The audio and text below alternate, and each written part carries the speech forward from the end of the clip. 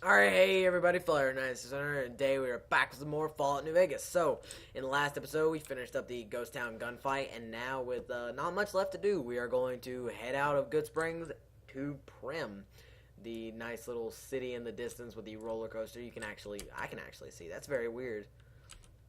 I guess my viewing is a bit better than usual. So, there are a lot of different paths you can take to New Vegas, but I think I'm just going to be following the story route. If you head in that area, if you're insane, you can actually make it to a part of New Vegas pretty easily just by outrunning extremely high level enemies. This is by far the safest route to New Vegas, but that is by far the most fun. So, I will be showing that off later, considering there are a lot of really interesting things in that area. Um, Through here, though, there is something pretty cool that I don't think I'll be able to worry about quite yet, so I don't think I'm going to.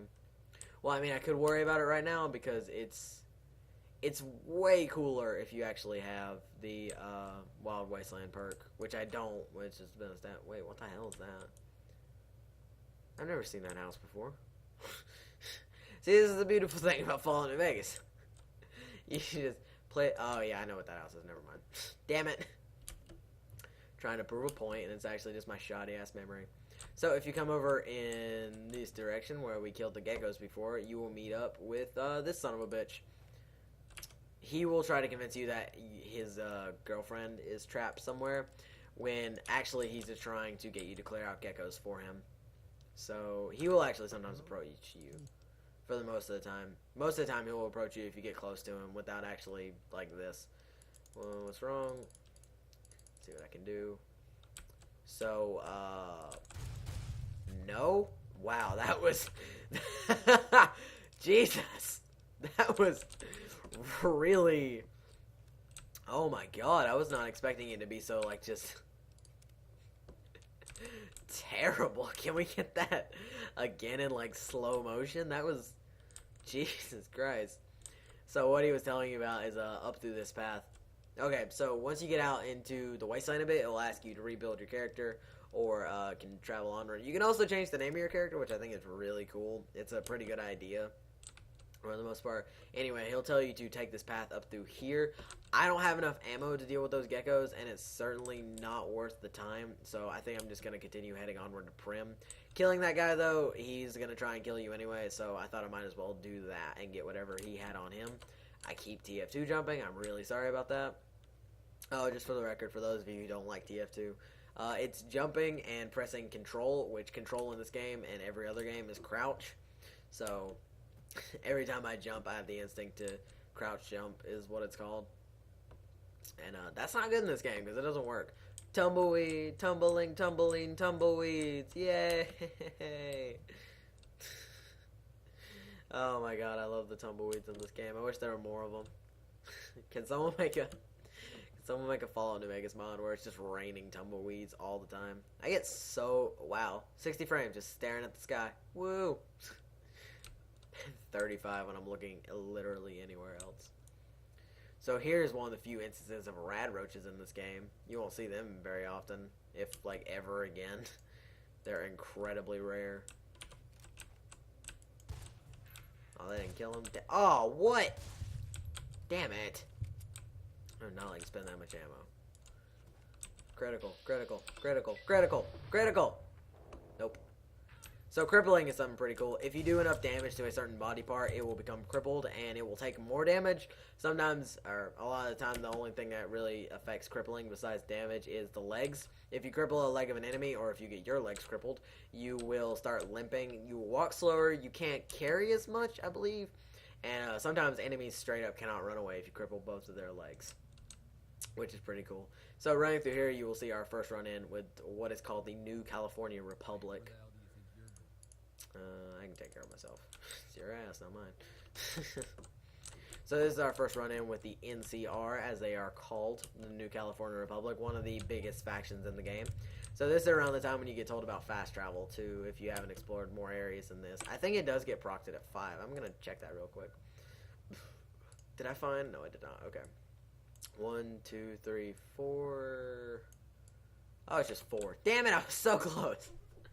So, what we've been told to do is go to Primm, but right now it is under NCR control for the most part, or is actually under NCR watch, because bandits from a nearby NCR camp have ran over Primm. So these are frag mines. You can run up to them really quickly and press E. I usually try to tap E at least 3 times while I'm around it to pick it up and take it down. You get experience for doing it too, and they are worth quite a bit of money. You want to be really careful on this bridge in particular, because not only does it do a lot of damage, if one explodes, all of them explode, and then you lose on any money that you would have gotten for selling them later. So you can also just shoot them if they're an enemy's frag grenades. If they're yours, you can just step on them all you want and they won't hurt you. That is not the same, or frag mines.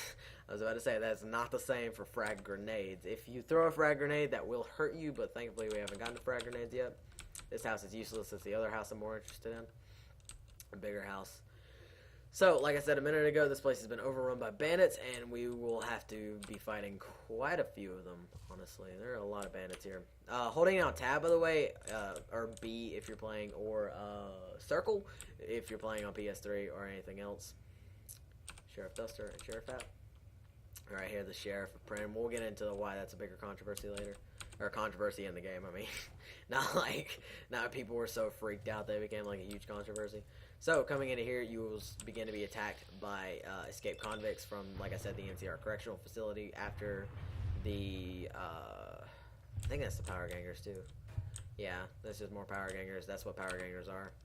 They, the NCR enlisted them to blow up stuff with dynamite, which is why a lot of the time when you kill a Powder Ganger, he will be just absolutely covered in dynamite, or all of them use dynamite, is my point.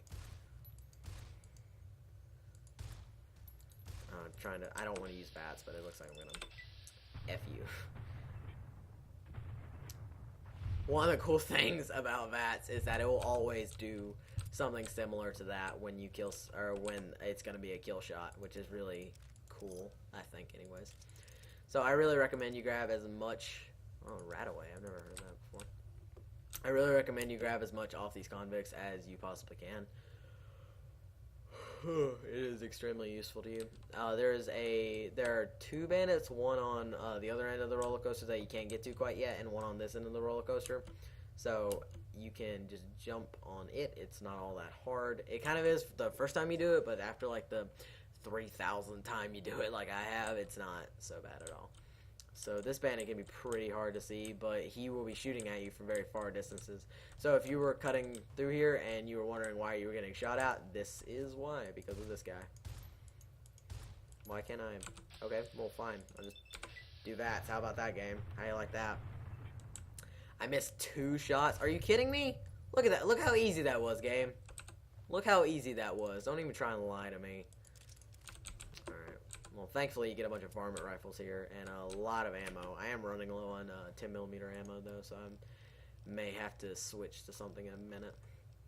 Probably the varmint rifle, honestly. Though if how much damage? 11. I think I can do this. Maybe. I'm gonna try. I really recommend using melee weapons when you get more health, or just going for an all melee build, because those can be like melee explosive builds, like really high health and a lot of damage output. So I may do something like that if I ever do a hardcore playthrough. That sounds really fun, actually, to do a melee damage build.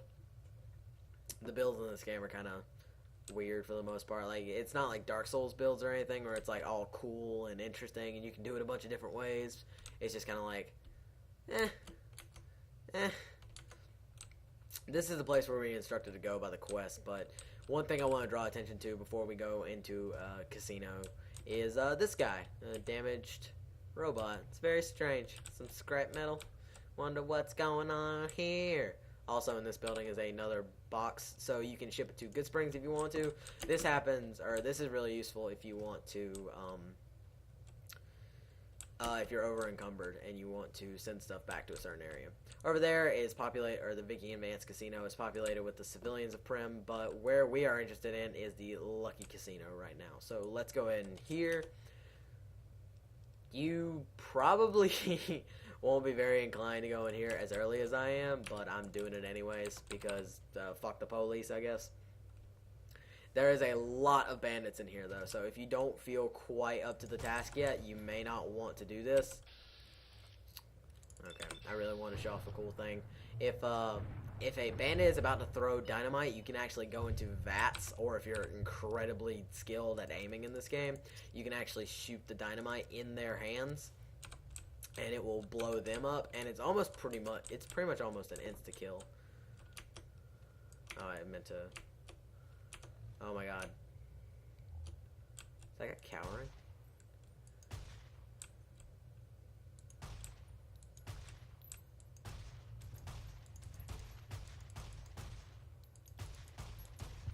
Yeah, when they run out of ammo, for some reason they duck. I've never seen one of these convicts duck before, though. So, you can run in here really quick, the nice little convenient place. There are some caps, but there's also a level up. Cool.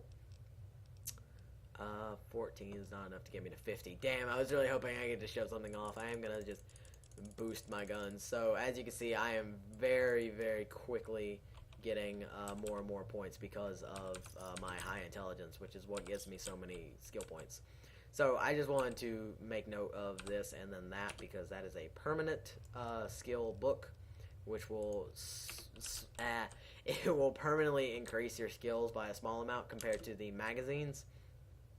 So there are a couple of different routes you can take here. After you kill them, you can go upstairs, which I will do after clearing out this room, because I usually like to do this first. I don't know. There's no real reason to. I mean, it's probably safer to do it the other way, considering there's a really strong guy in the room in front of us. You can also lock or unlock this door and then go around the backside, which I don't really do that often, so let's try it out this time. If you're sneaking, though, you may want to turn off your Pip-Boy light. Okay. Let's sneaky. Let's be sneaky. Sneaky, sneaky. Sneaky, sneaky. Ah, no, fuck it. Yeah, nice, fuck it. No reason. Okay. Your real reason for being in this place, though, is for saving Deputy Beagle, which is in the room directly in front of us, is why I mention it now. Which you would have been inclined to be told by the people in the Vicky and Vance Casino, but I like to just go ahead and explore the area. So, that's Deputy Beagle. You can actually rescue him right now, and he'll help you fight, but he is very, very, very prone to dying. Entering this room, I wanted to go into VATS really quick to basically pause the game. You want to kill this guy and raid his body as quickly as possible. He has an incredibly good weapon on him and a lot of ammo, and if you don't kill him and get his weapon, one of the other convicts will, and that's really why you want to take him down first, because he will use it almost immediately.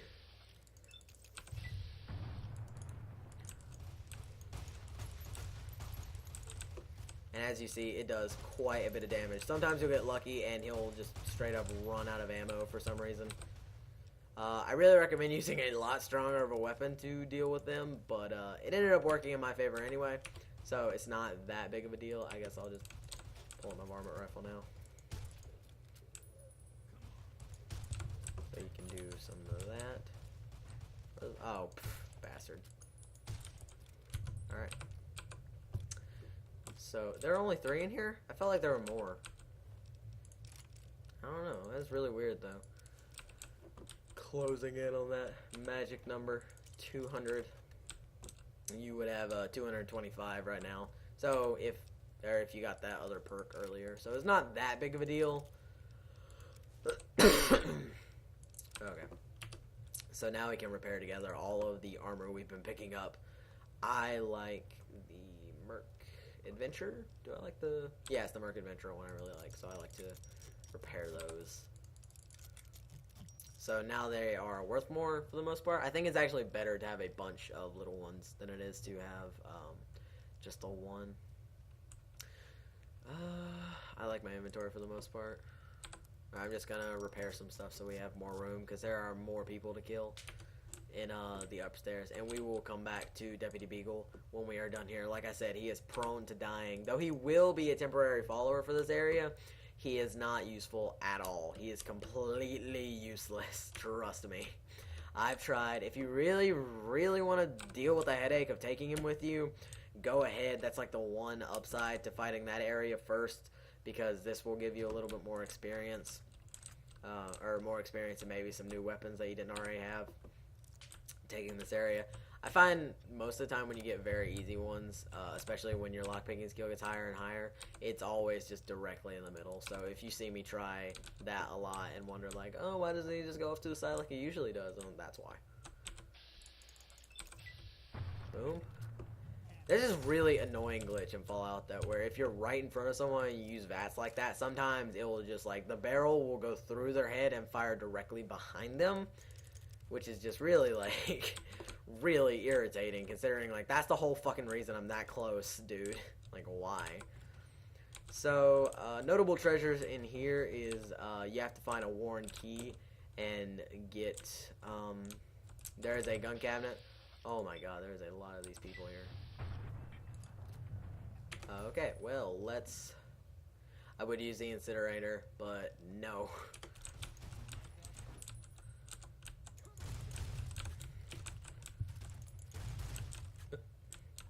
Alright. Shotgun is good for close corridors.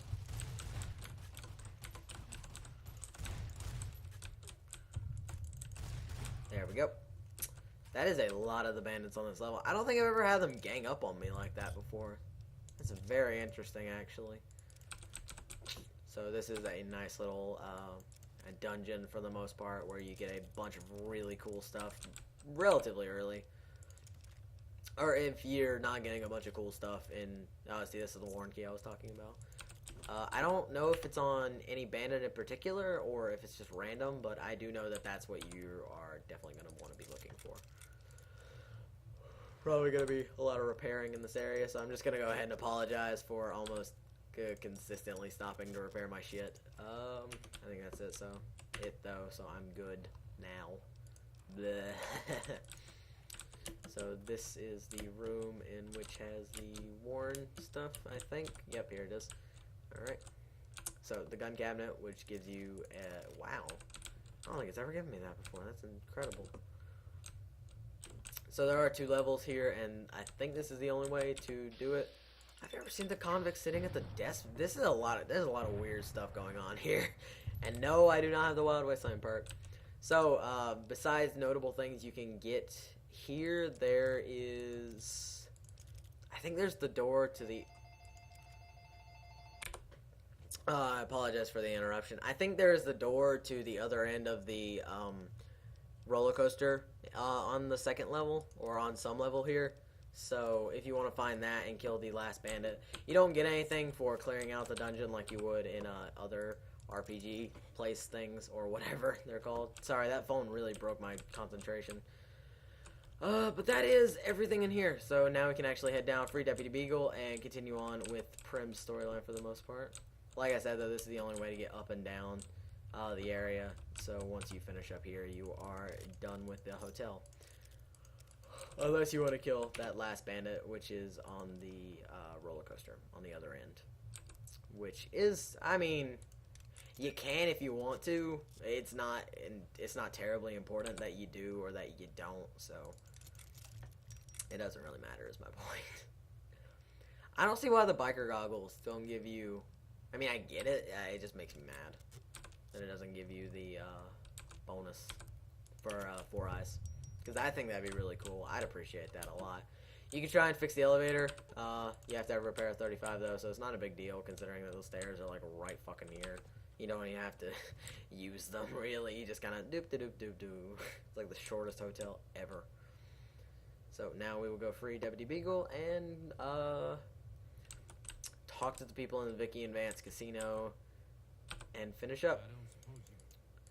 What are you doing? I'll set you free now. You can try and do it. I'll kill you myself. So once you've done that, you can pretty much get out of here. And then you get the quest My Kind of Town added, which is to try and get a sheriff for Primm, which is a relatively easy quest. I mean, there are a lot of different ways to do it, but the best ending is by far the most annoying to do, which I didn't even realize was a thing. So something I think is really funny is if you kill all the people and then talk to them afterwards. He thinks he killed some, which is really funny. That when they were programming his AI and giving him stuff to say, they just assumed Deputy Beagle was going to be useful. Oh, wait, I need to get the thing from him. So you want to go ahead and accept that. I'm still looking. Oh, damn it. He was supposed to give me some shit. Wasn't he? Yeah, Beagle's journal. Wait, am I hidden? Dude, what? Okay, hold on. I need to I need to see if this will work.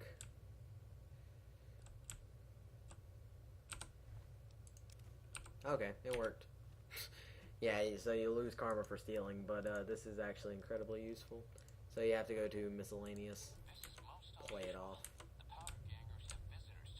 So you can see the journal as it appears on the instant subtitles on screen. So now let's go back to the Vicky and Matt's casino. Pace of loading screens too. So Johnson? Oh, Johnson. I was reading this, Jonas. Who are you? So he'll tell you about the Mojave Express, and this is like the first real connection in the game for some reason. I don't know why, but I feel like this is the only one in the game that really just kind of matters to me, because he knows what's going on. Like, he really... Everyone else in the game feels clueless, but this guy knows. It's really weird. They only made a couple characters that kind of knew what was going on in the world. It's incredibly strange that you don't get to meet a lot of them. Though there are a lot of really cool, funny, and charming characters. They're just kind of a part of the world. And this guy knows, just like the character would. So let's go ahead and talk to him. He tells you about this big conspiracy with the Courier 6. And that's another cool thing, is that like this slight conspiracy involving Mr. House. Or someone. Robot Cowboy, ask you about something else, the information on the man who shot me, blah, blah, blah, blah, blah, blah, blah, blah. So I'll tell you about all of that, but hearing from Deputy Beagle himself, you will know that the people went that way. Yep, head to Novak through Nipton. That's a very specific thing to do, which I've always thought was really weird, but the only way to get to Novak is basically like around Nipton or through Nipton. So, now we have two divergent quests, our first instance of a side quest and a story quest. There's really nothing in this area except for a couple saves that you can raid for the most part. This is supposed to be where the case is, but we'll get to Vance's gun later considering it is a special weapon. So, I think I'm going to end off the episode here. If you guys like this part, do some, I don't know, man. I was doing like my weird intro from like 70 years ago. It happens sometimes. So, again, sorry about the interruption with the phone, but hopefully that won't be happening again. I will see you all next time. Goodbye.